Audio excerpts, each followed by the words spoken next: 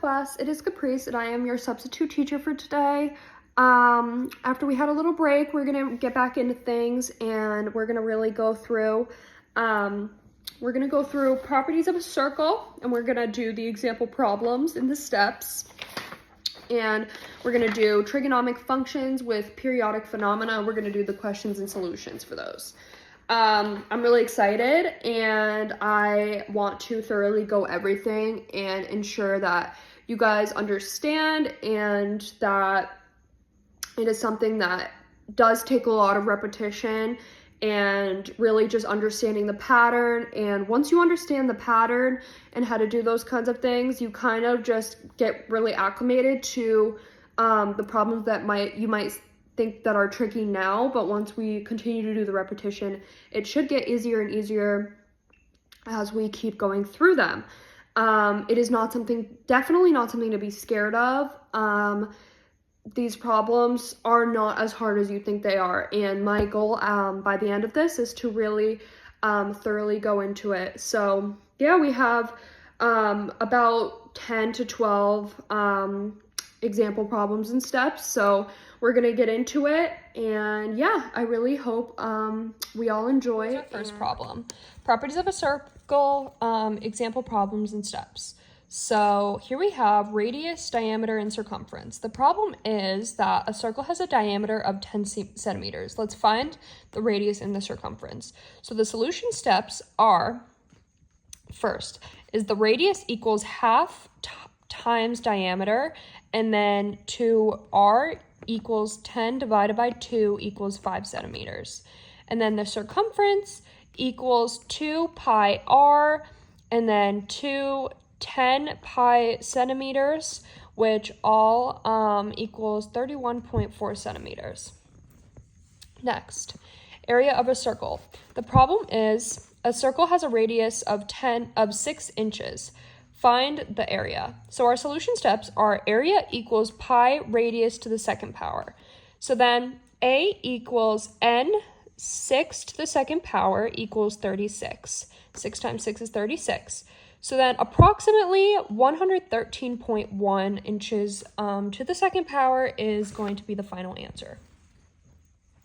Okay, third problem is find radius from circumference. The problem is circumference equals 25 pi meters. We have to find the radius. So our solution steps are c equals 2 pi r, and then 25 pi equals 2nr. That means that r equals 12.5 meters. And that is the final answer. So then arc length. Let's look at the problem. Radius equals 8 centimeters, angle equals 45 degrees. Let's find the arc length. So the solution is that arc equals 45 divided by 360, and then times 2 pi times 8 equals 2 pi centimeters. All of this, when you do the math, it equals 6.28 centimeters. Area of a sector. The problem. Radius equals 10 centimeters, angles equals 60 degrees. Find the area of sector.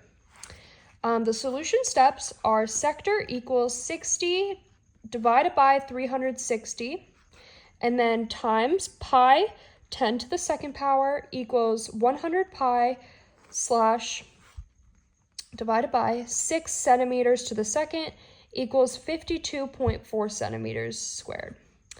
And then using Pythagorean theorem in circle. So the problem is chord equals 12 centimeters, distance from center equals 5 centimeters. We have to find the radius. So half the chord equals 6 centimeters. Half of 12 is 6.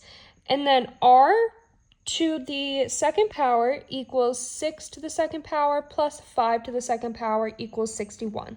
That goes into r equals 7.8 centimeters. All right, continuing on, we're gonna go right over here. Alrighty.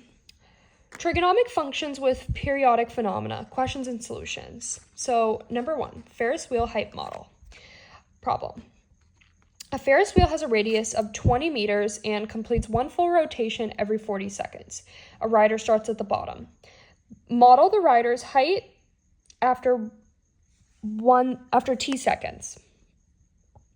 Solution. Use a cosine function shifted downwards. So h in parentheses t equals 20 minus 20 cos, and then in parentheses 2 pi divided by 4 and t. So the period equals 40 seconds. Here we have here. And then the amplitude equals 20 meters. Once we divide those two, it equals 20 meters. So then, here is temperature variation. The problem is a city's temperature varies between 60 degrees Fahrenheit and 90 degrees Fahrenheit daily. Maximum temperature occurs at 3 p.m. Model temperature T in parentheses H at hour, so H equals 0 at midnight. So the solution, the midline equals 60 plus 90 divided by 2, which brings us to 75. The amplitude equals 90 minus 60 divided by 2 equals 15. The phase shift peak at H equals 15. T in parentheses H for hour equals 75 plus 15 cos in parentheses 2x divided by 24 hours, and then H minus 15. That is our final answer.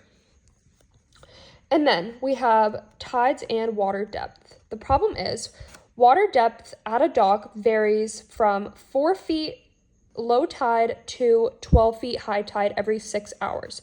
Write a sine model for water depth, D, and then T in hours, where T equals 0 is low tide.